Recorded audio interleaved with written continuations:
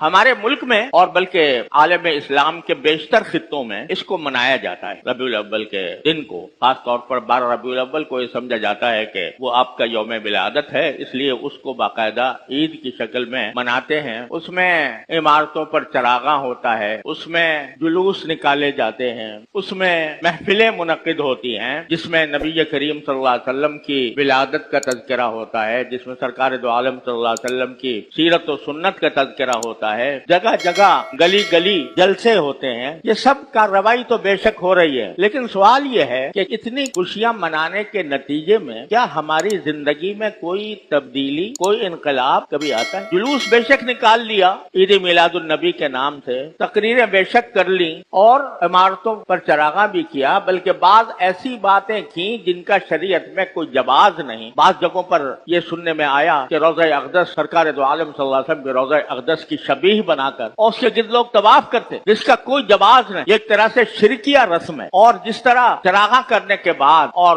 روضہ اقدس کی شبیہ بنانے کے بعد جس طرح وہاں پر ایک طوفان برپا کیا جاتا ہے، نعروں کا طوفان برپا کیا جاتا ہے، شور شغب کا، موسیقی کے ساتھ نبی کریم صلی اللہ علیہ وسلم کی نعتیں پڑھی جاتی ہیں موسیقی کے ساتھ، وہ موسیقی جس کو نبی کریم صلی اللہ علیہ وسلم نے ناجائز قرار دیا تھا، اس موسیقی کے ساتھ نعتیں پڑھی جا رہی ہیں۔ خواتین جن کی آواز کو سرکار دو عالم صلی اللہ علیہ وسلم کی ازواج مطہرات سے بھی یہ فرمایا گیا تھا کہ تم اپنی آوازیں پست رکھا کرو، اور جن کے بارے میں بعض فقہاء کرام کا بلکہ ایک اکثریت کا یہ موقف ہے کہ عورت کی آواز بھی عورت ہے، یعنی آواز کو سننا غیر محرموں کے لیے لذت لینے کے لیے حرام ہے، لیکن وہ نعتیں پڑھ رہی ہیں اور نعتیں پڑھ کر اس کو پھیلایا جا رہا ہے، لوگ اس کو شوق اور رغبت کے ساتھ سن رہے ہیں۔ یہ سارے وہ کام ہیں جن کو نبی کریم صلی اللہ علیہ وسلم نے منع فرمایا تھا، اور اس سارے ہنگامے میں یہ سوچنے والا کوئی ہے کہ نہیں کہ سرکار دو عالم صلی اللہ علیہ وسلم کی کچھ تعلیمات تھیں،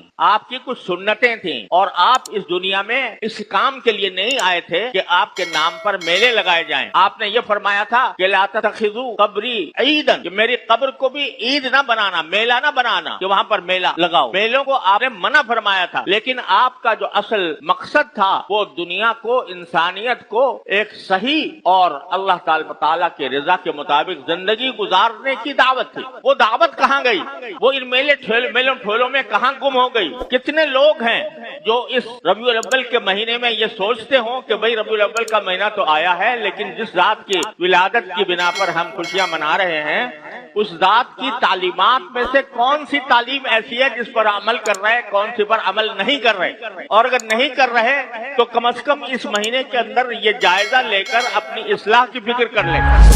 Watch informative nuts and beyond. Subscribe to Fikre Hakikat.